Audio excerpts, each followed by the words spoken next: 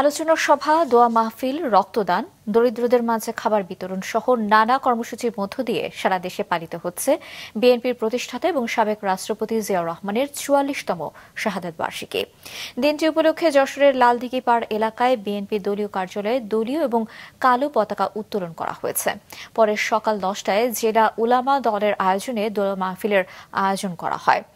দোয়া মাহফিল শেষে অসহায় এবং দুস্থদের মাঝে খাবার বিতরণ করা হয়।